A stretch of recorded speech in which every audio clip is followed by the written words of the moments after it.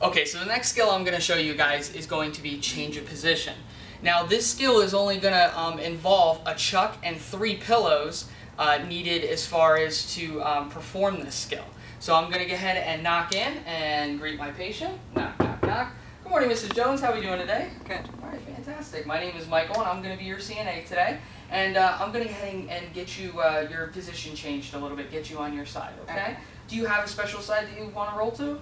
That one. Okay, so the patient has identified that she wants to roll to the left, so you just want to make a mental note of that. Let me go ahead and close the curtain for privacy. Okay, then going to perform hand hygiene. Okay, so first what you want to do is get your chucks, okay, and your overbed table.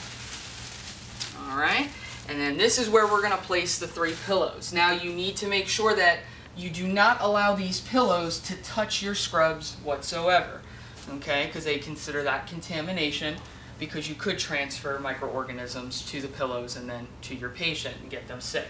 Okay, so what we're going to do first is we're going to move the patient in halves. Okay, so we're going to move their feet towards us first. Okay. Alright, Ms. Jones, I'm just going to go ahead and put my hands underneath your legs here and just move them towards me on the count of 3. 1, 2, and 3. Okay. And then you're going to move their upper half. So you're just going to place hands underneath their back. 1, 2, and 3. Okay. And the patient is going to be able to assist you, okay, for the test. Now you just want to make sure that the covers are nice and loose, because your patient is going to turn and you don't want them to get caught up. Okay. So next I'm going to put one hand by the knees, the other one by the neck, and I'm going to roll my patient on the count of 3. So 1, 2, and 3. Alright, you want to align your patient directly in the center of the bed.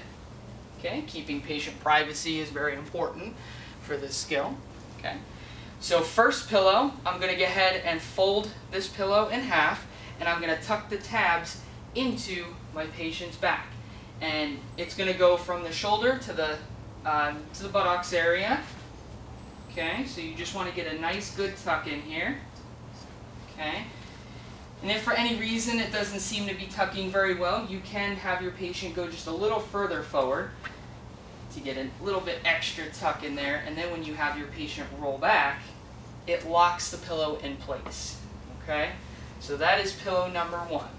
Pillow number 2 is going to go in between your patient's knees and ankles. Okay, if you're a side sleeper, you understand what I'm talking about. They will rub together. So you're going to go ahead and pick your patient's leg up, okay, and then you are going to bend that leg almost like they're kind of in a running position while they're in bed. You want to make sure that the knee and the ankle are properly positioned on the pillow. They have to be on the pillow. Okay. Also, the feet have to be front to back, front to back. They're not allowed to be on top of one another. Okay. So, once we have that done, okay, we're then going to come over to the other side of the patient, and you want to make sure that you get the patient off of their shoulder blade and roll them out to the back of their back. Okay, it's a flatter surface. So you're just going to take your hand, go underneath the patient's shoulder, 1, 2, and 3, and it's just a very minimal roll out, okay?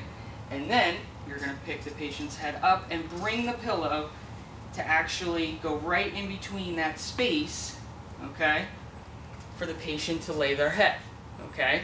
So now we have the last pillow that we're gonna place here for our patient. Okay.